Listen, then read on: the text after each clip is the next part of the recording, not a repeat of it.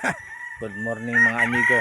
Mauni ang ato ang livestock no. Ito yung ating manukan, ito yung ating bahay no, o bahay natin ampunan no. Yung sarili ko inaampon ko dito. Ito yung ating cold area sa ating manukan no, kaunting manukan.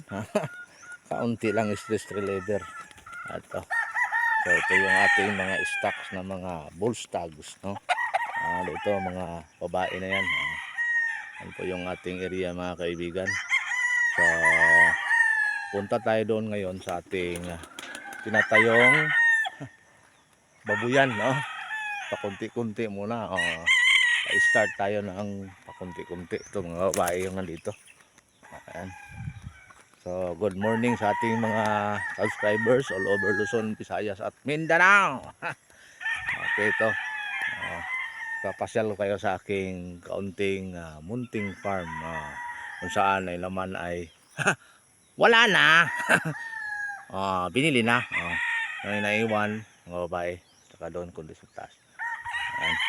Punta tayo dito sa ating nagawing kunting maliit na babuyan no? So ito po yung ating range area ng ating mga sisiw. Yan. So ang laman nito ay wala pa, bukas pa siguro ilagay. Next few days ilalagay natin yung ating first batch sa ating national banded. 4 national banded pa lang. Para bandira na bandingan ng national. Okay. Ito yung ating range area. So nakakoral yan. Range area natin yan. Doon. Ito yung ating mansion sa manok. Natuklap yung bubong sa hangin. Ulit tayo. So good morning all over Luzon, Visayas at Mindanao. Ito po yung lingkod Trail Mirnita aka Green Tape. So magtatayo po ako ng maliit na babuyan. Okay. So ito po yung aking babuyan dati. Alad ng baboy na bahay ng baboy no. Patining ng ano yan, mga 3 heads lang. Ito yung mga organic na baboy ano. So yan. Yan. Wow! Patining na organic. Sabihin palaboy ba? Ito tayo. Ito po ay creek yan. Ilog. So ito yung ating organic na baboy. Organic yan. So ito yung ating deep well. Balon po ito mga kaibigan. Mga more or less na sa 5 dipa. Ito. So ito ilog na yan. So ito. And then meron tayong makina no. Ito po yung humihigop ng tubig galing diyan. At magsusupply yan papunta diyan sa tapat yung gagawin nating maliit na babuyan at saka papunta doon sa aking mansion doon. Mansion, bamboo mansion. Ito yung organic na baboy ito yung natin. So yan, pasyal lang tayo mga amigo. Ito yung ating area. Ayan. Ito yung ilog ilog Kabungaan River. Ayan. So, pinalinisan natin dyan para dyan tayo magtayo ng ating relax lang. Cross Pitrin cross po yan organic ito tanod kayo mga amigo organic. So yan po yung ilog. Ayan ito yung ilog natin dito natin i-exit yung ating zone. Exit natin yung ating mga waste sa baboy. Yan po yung tinatayo natin yan tinatayo natin na kuwan lang, maliit lang na bebo yan. Ayan. So tatawid dito tayo sa ating tatawid tayo dito sa ating ito yung ating tulay ng Pangulo. Dito tayo, tulay ng Pangulo. Tatawid tayo. Abante. Ayan. Ito yung ginagawang project ng gobyerno natin na tulay ng Pangulo. Ito. Yan yung tulay ng Pangulo, o 3 lanes, no? Kita nyo, 3 lanes po yan, no? Ang ating tulay ng Pangulo. Okay, so dahan-dahan lang dahil medyo elevated din ng konti. Pag nahulog mas marami yung sigaw. Pagdating sa baba, marami ang sigaw kasi mababa lang din, no? Mga nasa ano yan, mga 4 meters lang, no? Mula sa ano, ito po yung ating tulay ng Pangulo. Made of bamboo rin. Ito yung ating stairway to heaven. Yung ating hakbangan, no? Highway. At saka ito yung pangalawa kong mansion, no? Bamboo mansion, no? Kung saan nakatira yung ating mga gwardiya, no? Gwardiya sibil. Yung ating mga gwardiya sibil, dito yan, no? Ito yan siya nakatira, no? So ito yung advance post natin doon sa ating yan, ito yung area. Advance post sa ating kando, no? Mansion, no? Ito yung advance post. Malayo pa lang yung mga visitor. Ay kumakahol na, no? So dito mayroon tayong kuryente pa rin, no? Sinasadya natin yung kuryente. Yan, meron yan, no? May ilaw yan sa gabi. Ito yung ating pangalawang mansion, no? Made of puro recycled, no? So, dito tayo. Ito yung ating dating garden. Yan. So ngayon dito tayo. Ito na yung pinagawa nating maliit na baby yan. So start right lang ang kailangan, no?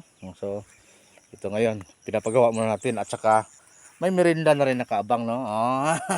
As you see, may merinda nakaabang. Langka po yan, mga kaibigan, no? Jackfruit sa English, langka, no? Sa Bisaya, Tagalog. Okay. Mamaya na yan. Itong ating niyog na yun, nag-harvest din tayo. Maliit kasi sa init. Ito yung ating maliit na baby yan. So wala pa. So ito yung ating mga boys. Off muna sa garden dahil mainit. Dito muna tayo sa ating maliit na baby yan. Maliit lang to. Pang starting lang, no? Pang starting. Pang simula. Mayroon tayong kahit mga 3 heads lang, no? Kasi mahal ang materialis, mga amigo.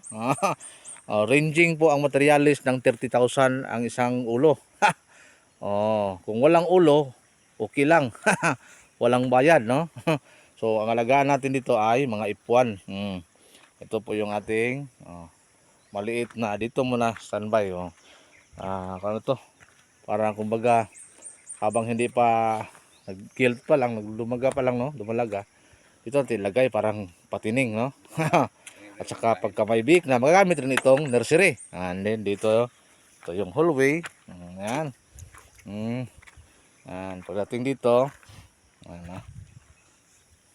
ito yung dito natin ilagay yung ating mga pen, no?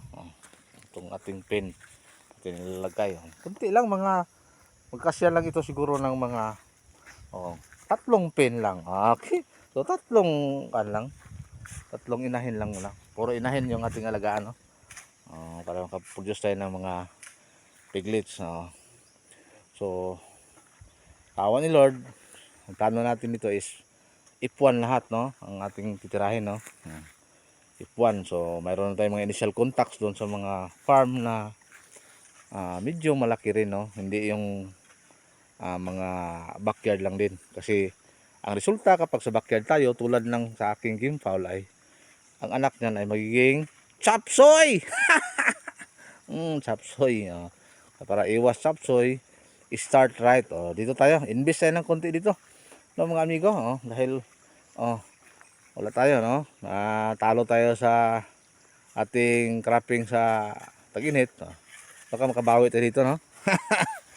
Dito lang kasi hindi masyadong stressful, hindi masyadong mabigat ang trabaho, at iwas muna sa chemical, no? Langhap-langhap ng chemical, kasi yung mga tao ko medyo pumayat na ng konti dahil sa kalanghap ng tanduay. Kala niyo ha. Oh. Yan na. So ito.